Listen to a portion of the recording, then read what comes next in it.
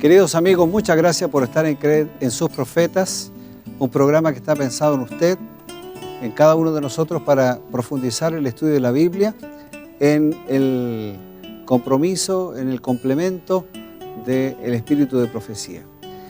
Hoy día nos corresponde el capítulo 16 del libro de Mateo, del Evangelio según Mateo, y vamos a analizar dos versículos, el 18 y el versículo 24. Para eso, como siempre, tenemos al pastor Bruno Razo, quien es el vicepresidente de la Iglesia Adventista para Sudamérica y que nos acompaña diariamente en el estudio de la Biblia en este programa, como también lo hace en Reavivados por su Palabra. Bienvenido, pastor. Gracias, pastor Patricio Olivares, un amigo, el director de la red Nuevo Tiempo Bolivia, la oportunidad de estar juntos con ustedes para profundizar nuestro conocimiento y también nuestra práctica del mensaje bíblico. Muy bien, entonces vamos a Mateo capítulo 16, versículo 18. Mateo 16, versículo 18. Yo no lo tenía todavía acá, ahora sí. Dice: respondiendo Simón Pedro dijo: tú eres el Cristo, el Hijo del Dios viviente. Aquí hay una cosa interesante, porque Pedro está haciendo una declaración acerca de Cristo, cuando hoy en día la mayor parte del mundo cristiano señala de que la cabeza o el principal de la iglesia es el apóstol Pedro, cuando en realidad Cristo le dice a Pedro que él es la roca, cuando la roca en realidad entendemos no es Pedro sino es Cristo.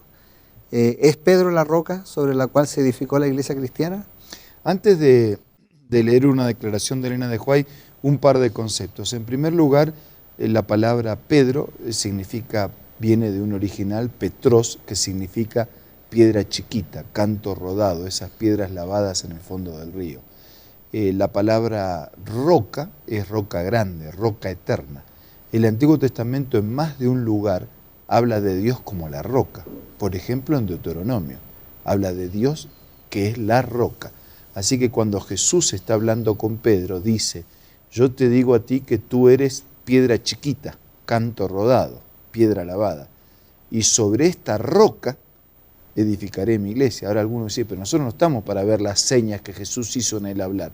No, pero simplemente guiándonos por las palabras. Claro. Yo te digo que tú eres piedra chiquita y sobre la roca voy a edificar mi iglesia. Por otro lado, Pedro sí estuvo allá. Así que Pedro tiene que haber entendido muy bien lo que Jesús le dijo.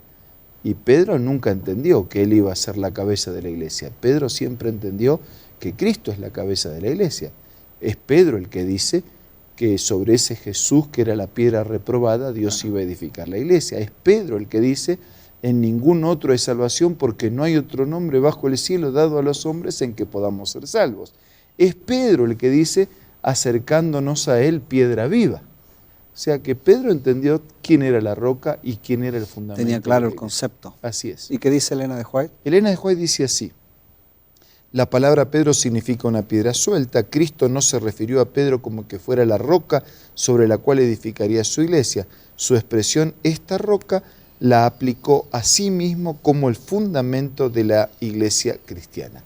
Así que Elena de White dice lo mismo que dice la Biblia en relación a este tema. ¿Y por qué entonces tanta efervescencia sobre Pedro como la roca, el fundamento de la iglesia cristiana? Porque ha sido estudios teológicos desde siglo III o IV en adelante. Porque de alguna manera Jesús tuvo el diálogo con Pedro, porque Pedro pareció ser un líder influyente y lo fue, pero si nos vamos a manejar por líderes influyentes, Pablo también fue influyente y nunca hemos dicho que Pablo sea la cabeza de la iglesia. La cabeza de la iglesia en la Biblia es Cristo. Es fácil como para establecer el concepto del papado, que es un concepto muy recurrente en las profecías bíblicas, Apocalipsis, Daniel. Sí, y quienes creen así merecen nuestro respeto, pero no es esa la explicación que desde la Biblia podemos recibir o podemos compartir. Ahora, el gobierno de la iglesia, ¿qué tipo de gobierno debiera tener o tenía la iglesia cristiana primitiva? ¿Era un gobierno episcopal o era un gobierno representativo?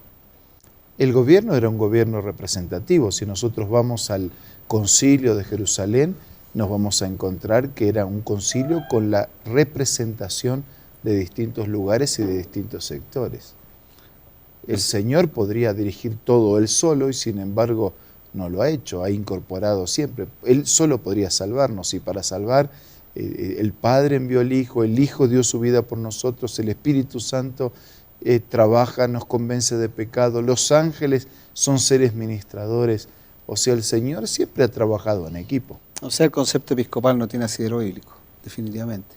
Desde el punto de vista de dirigir la iglesia del Señor, la palabra de Dios muestra otro camino. Ok, vamos a avanzar. Mateo capítulo 16, versículo 24, dice: Entonces Jesús dijo a sus discípulos: Si alguno quiere venir en pos de mí, niéguese a sí mismo y tome su cruz y sígame. Este concepto, este elemento de negarse a sí mismo, ¿no?, que habla aquí el texto, negarse a sí mismo. Uno de los problemas mayores que tenemos seres humanos es nuestro yo, nuestro egoísmo, naturalmente yo creo que el peor de todo es nuestra tendencia que es una tendencia que tenemos heredada, no la podemos cambiar, excepto que la cambie el Señor de forma milagrosa, pero mientras estemos en esta tierra entendemos que tenemos una tendencia pecaminosa. Ahora, ¿cómo podemos lidiar con esa tendencia pecaminosa? En el libro Alza tus ojos, Elena de White escribió: los apetitos e inclinaciones naturales suspiran por los placeres terrenales. Pero los que aman a Jesús pondrán esos apetitos e inclinaciones en armonía con la voluntad de Dios. Han escogido estar del lado del Señor y sus vidas deben destacarse en marcado contraste con el egoísmo de los mundanos. O sea que, así como nuestra naturaleza humana se inclina de manera natural, de manera fácil, hacia lo terrenal, hacia lo carnal, hacia lo humano, los que aman a Jesús tenemos que poner esos apetitos e inclinaciones en armonía con la voluntad de Dios. Elegir estar de parte del Señor. Y ese es el gran asunto, ¿no? Yo no puedo vencer el pecado por mí mismo, pero yo puedo refugiarme en el Señor y el Señor me va a hacer vencedor. Mi lucha es la lucha de la entrega y juntos con Jesús seremos vencedores. Hay una declaración de Elena de White que dice que nuestra oración diaria debe ser: Señor, Camino a Cristo, página 72, dice así: dígala, ¿cuál es? Conságrate a Dios cada mañana. Ajá. Haz de esto tu primer trabajo. Sea tu oración: tómame, oh Señor, como enteramente tuyo. Coloca tus planes a los pies del Señor. Es decir, ese tiene que ser nuestro ruego, ese tiene que ser nuestra entrega, ese tiene que ser nuestro compromiso. Es nuestra lucha de entrega, de comunión, de permanencia con Jesús. Y con Él seremos vencedores. O sea, es un asunto de voluntad diaria, ¿no? El ejercicio de la voluntad. Es voluntad diaria, es decisión diaria, es entrega diaria. Todos verbos que no nos sirven. Pero eso aunque uno no tenga la voluntad ni la disposición, si uno se lo pide a Dios en forma extraordinaria, el Señor va a colocar todas las huestes del cielo para ayudarnos a esa petición que viene de lo profundo del corazón, aunque a veces no sea ni siquiera expresado en palabras. Si a Pablo le pasó, cuando él resumía nuestra situación, dice: yo quiero hacer una cosa y termino haciendo otra cosa. Pero después Pablo también reconoció: no vivo más yo, más vive Cristo en mí. O sea, es la lucha de la entrega. Solo que esos verbos no nos gustan, fíjate: entregarnos, rendirnos, someternos.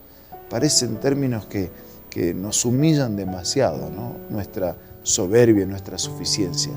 Pero es ahí, tenemos que quebrarnos en la roca eterna. Y quebrados seremos grandes. ¿Hay esperanza para cualquiera? Para todos. Bien.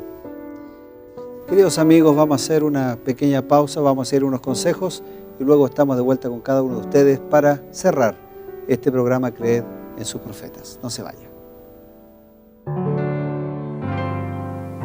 Hola amigos, acompáñenme en esta cita muy linda. Dios nos ha dado la facultad de elección, a nosotros nos toca ejercitarla. No podemos cambiar nuestros corazones ni dirigir nuestros pensamientos, impulsos y afectos. No podemos hacernos puros, propios para el servicio de Dios, pero sí podemos escoger el servir a Dios. Podemos entregarle nuestra voluntad y entonces Él obrará en nosotros el querer y el hacer según su buena voluntad. Así, toda nuestra naturaleza se someterá a la dirección de Cristo. Mediante el debido uso de la voluntad, cambiará enteramente la conducta. Al someter nuestra voluntad a Cristo, nos aliamos con el poder divino. Recibimos fuerza de lo alto para mantenernos firmes. Una vida pura y noble, de victoria sobre nuestros apetitos y pasiones, es posible para todo el que une su débil y vacilante voluntad a la omnipotente e invariable voluntad de Dios. Esta cita se encuentra en el libro La Temperancia y puedes adquirirla descargando la aplicación Elena G. de White del App Store o del Play Store. También te invito a que visites la página www.editorialaces.com.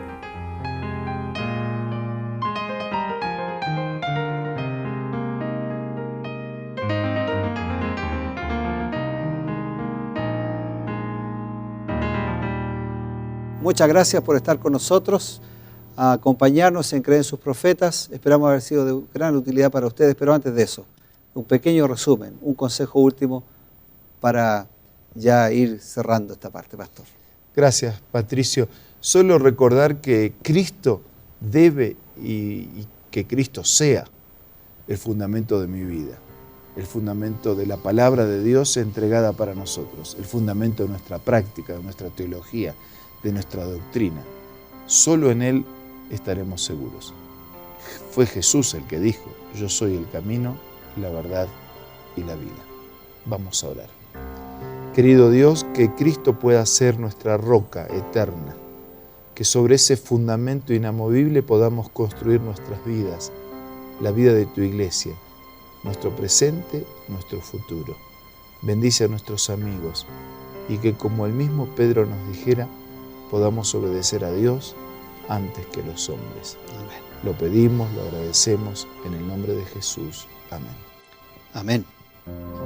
Con esta oración entonces nos despedimos de ustedes y será hasta una próxima ocasión, sin antes ofrecerles los cursos que gratuitamente Nuevo Tiempo ofrece para ustedes, que los pueden encontrar en nuevotiempo.org, Escuela Bíblica. Vaya ahí, elija el que quiera. Muchas gracias, hasta un próximo capítulo.